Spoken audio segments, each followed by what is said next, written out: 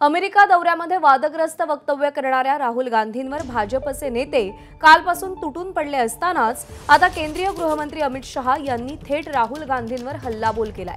राहुल गांधी यांची वक्तव्य त्यांची फुटीरतावादी विचारसरणी दर्शवतात असा हल्लाबोल अमित शहांनी केलाय। देशविरोधी वक्तव्य करणं आणि देश तोडणाऱ्यांसह उभं राहणं ही राहुल गांधी यांची सवयच झाली आहे असं ट्विट अमित शहा यांनी केलंय।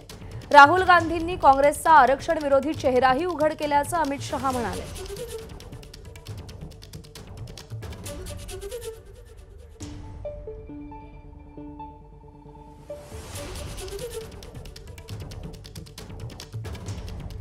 देशविरोधी वक्तव्य करणं आणि देश तोडणाऱ्यांसह उभं राहणं ही काँग्रेस आणि राहुल गांधींची सवयच आहे।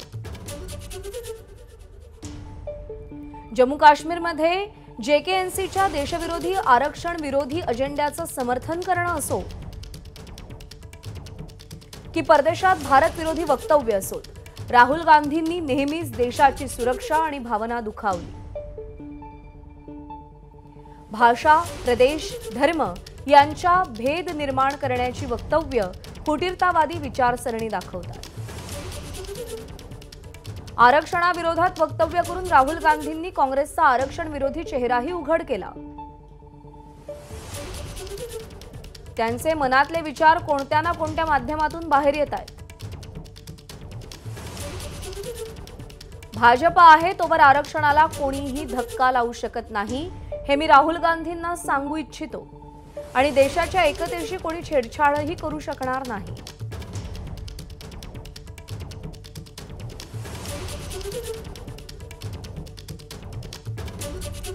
दरम्यान अमित शहा यांनी राहुल गांधींवर टीका केल्यानंतर आता मुख्यमंत्री एकनाथ शिंदे यांनी देखील राहुल गांधींवर सडकून टीका केली आहे। त्यांची पोस्ट नेमकी काय आहे आपण पाहूया।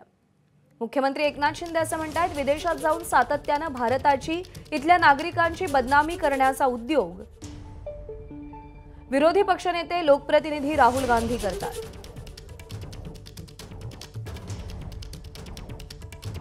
परदेशात जाऊन मनाला येईल ते बरळणं, बेछूट आरोप करणं लोकप्रतिनिधीला शोभत नाही। मात्र बोलताना त्यांनी काँग्रेसचा आरक्षण विरोधी खरा चेहरा उघड केला। आरक्षण संपवण्याचा मनसुबा राहुल गांधी यांनी अमेरिकेत व्यक्त केलाय।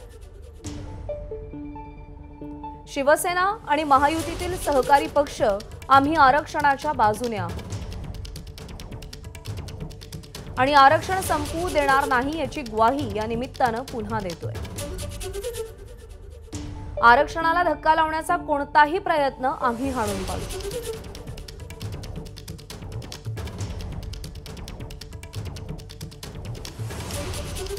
आणि आंतरराष्ट्रीय मंचावरती राहुल गांधींचं वक्तव्य देशविरोधी असल्याचं वक्तव्य देवेंद्र फडणवीस यांनी केलंय। आरक्षण संपवण्याबाबतही राहुल गांधींचं वक्तव्य हे निंदनीय असल्याचं देवेंद्र फडणवीस म्हणालेले आहेत।